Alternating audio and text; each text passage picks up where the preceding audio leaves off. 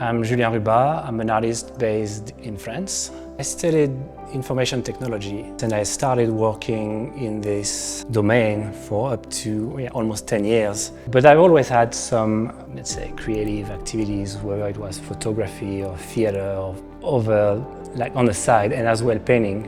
And then I moved to Los Angeles, and this is really where I started to have more friends in this domain. Artists, painters, just being there with these people made me feel that it was actually possible to work in this domain. It wasn't just like some dream. So I work with paper and acrylic, and these different phases are really different flows. Like one is very physical, where I work on the paper with the paint, I do the imprint. So it's physical, a lot of movement. I kind of have to work pretty fast to make it. And then I kind of have to wait for it to dry, because I'm also using the paint, a lot of water, it's very diluted, the paint flows through the paper. Once this is done, I can really fine-tune the work, and it's really a process of adding, removing parts, painting some details, so it's really more focused and precise compared to the first phase, which is really active and physical. And eventually it comes to the result. Regarding influences, I think there's a lot. When I started working in Los Angeles, one of the first artists that comes to mind is Mark Bradford. He's using paper a lot and layers and scraping them. So I was really into his work. So I was really into this kind of work. If we're talking about material, there's like Kiefer as well. It's very different works, but just how they use the material. Something that I'm really into is more like minimalist kind of work.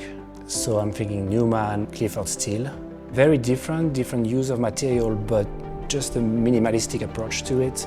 The use of color, which is really something I'm trying to get to. That always comes to mind when I start a work.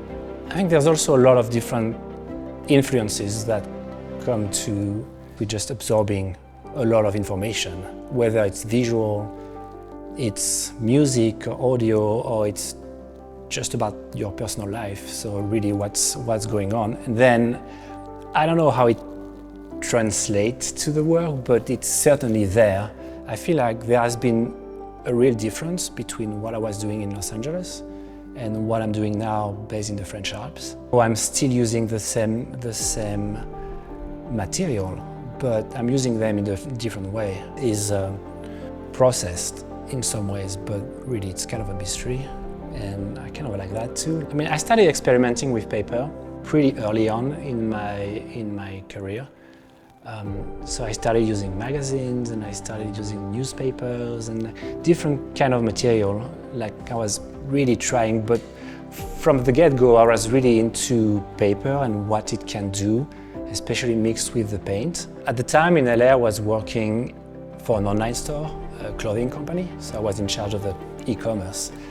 And we were using, I was getting my samples, t-shirts and sweaters, and they were folded around tissue paper, like very thin paper. And I was just throwing that away.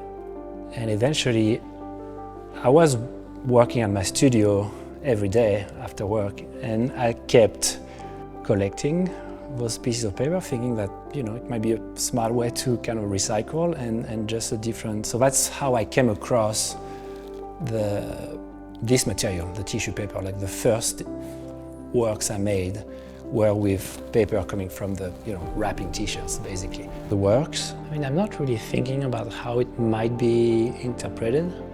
I get reaction from people or telling me. I think it's really natural that we see patterns or we associate ideas with something that we know, especially on an abstract work that is what it is. And maybe, as I said before, everything, all the experience and everything we live is probably embedded in the work in some ways, but it's not really what I'm going for. I'm really going for something that feels organic,